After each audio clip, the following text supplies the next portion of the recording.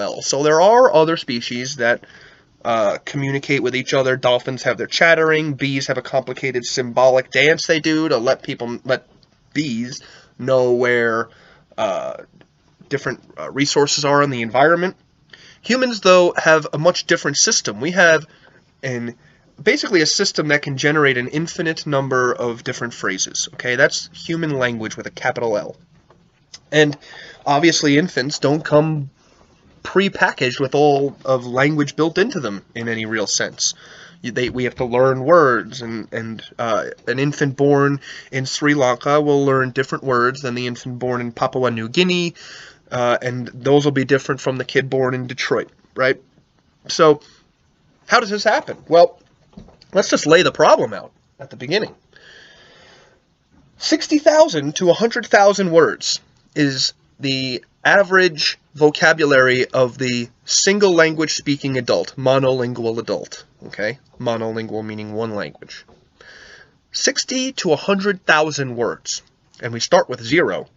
If you do the math, that means that starting with their first word, about 9 words a day during development. That's insane, isn't it? 9 words a day. Now, of course, it's not through explicit instruction that these kids are learning these words, is it? We don't sit around with infants and every day drill 9 words into them. It's just passive experience with the statistics of the linguistic world now, not the visual world, that teaches these kids the language that they're exposed to. The human brain is extremely adept at acquiring a language. It does it in a very beautiful way, really, in the sense that it's accumulating the statistics of what's coming in and building a model of the speech around it, okay? But prior to this, infants aren't non-vocal, okay? So prior to their first word, which happens around 12 months, prior to their first word, infants are still communicating. So every new parent realizes very quickly that one of the ways that an infant communicates is crying. Okay, and there are different sorts of cries. Usually this starts right at birth, right? As soon as the infant is birthed, it starts crying if it's healthy. There are different cries that signal different things. There's a fear cry, there's a hunger cry, and these aren't always super easy to distinguish to lay people. But they are different categories, and infants are capable of signaling different things with different cries. Cooing is another more positive expression, more positive vocalization.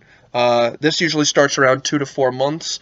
And I want you to think of this, and we'll get to when we talk about theory a little later, I want you to think of this as little experiments that they're doing with their vocalizations, trying to test out different sounds that they heard, or even that they didn't hear, they're just happening to make with their mouth.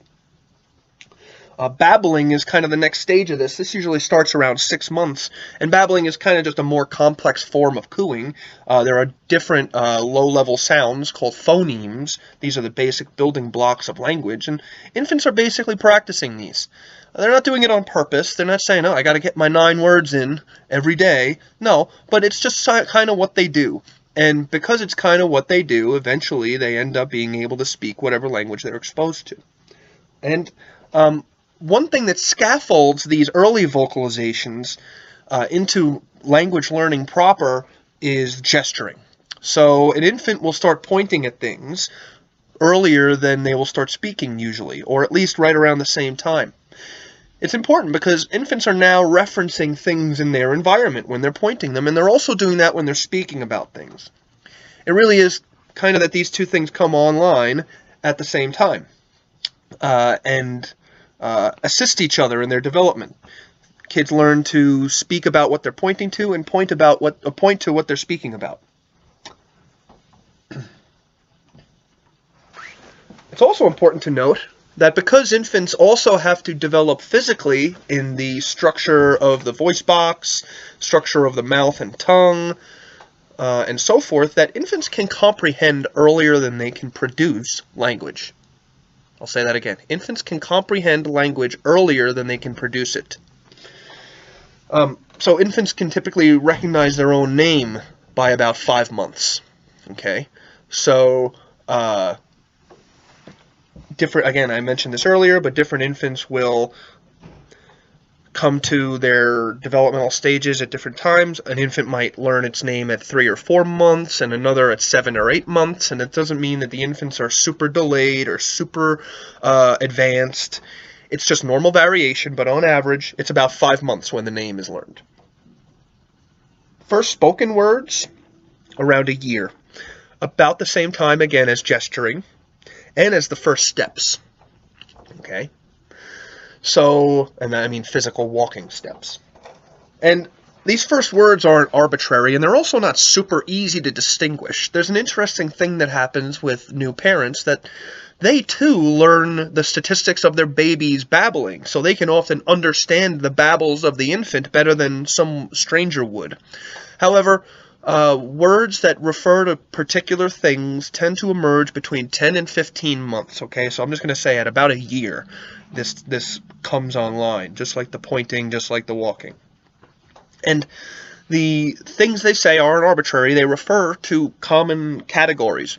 Obviously, one of the first ones is dada or mama. These are important people in the world of the infant, aren't they? Since the infant doesn't survive without them. But there are other categories, right? Infants might refer to dogs or cats or balls, and they might not say the words perfectly, again, owing to their failure of the apparatus in the throat and mouth. But they're trying, and it becomes obvious that that's what they're referring to when repeated presentations of the thing that they're looking at elicits repeated vocalization. So you show them a ball, they say ball. It might not be perfect, but you show it to them again, they say it again. You know that they know that word, even if they can't say it perfectly. Critically, they don't stop there, right? Eventually, and this is kind of where the 9 words a day thing comes in, infants begin learning 2-word, 3-word, 4-word utterances around 18 months. This will happen at different ages for different kids. But this also often pairs with more advanced imitative play, so they'll imitate you more, monkey see, monkey do kind of thing. Also more imaginative play. So infants, as this youngster right here is doing, although he's a little young for the picture, but this infant right here is holding a phone like he's talking on it. This is quite common. Infants often, and toddlers now, when we're into 18, 24 months, they often skip playing with their toys a lot and will try and play with the things the adults are using in the world. Why? Well, these are the things that to the infant seem relevant, right? The adults aren't playing with the toys, so why should I? And so imaginative play, imitation, and several word utterances all come online in the 2nd year of life, okay? Now, some kids won't speak full sentences until they're 4 or 5, and some will be speaking full sentences by the time they're 18 months. There's a lot of variation around this. Remember that you don't meet many adults who lack the ability to speak outright, so whatever the variation is, typically the kid will be fine. Okay. So I'm going to dip now away from language learning in particular. Earlier I mentioned the development of working memory. So working memory and language together are both cognitive, if we have to put them in a category, cognitive capacities of the human being. Obviously, humans aren't purely cognitive. In fact, the phrase in psychology is that we are feeling creatures who think rather than thinking creatures who feel. That is to say that usually we have an emotional response to something and then we develop our thoughts about it rather than the other way around. Well, emotional development is one of the most important domains of development that the infant proceeds through. The development that the relationship that the infant has with its caregivers, with more tertiary family members like grandma and grandpa and uncles and aunts, even with pets and things like this, and even just strangers. All of this reflects emotional development. So you can have 2 infants, one reared very differently, who at 18 months when meeting a stranger, one could be very scared and one could be very well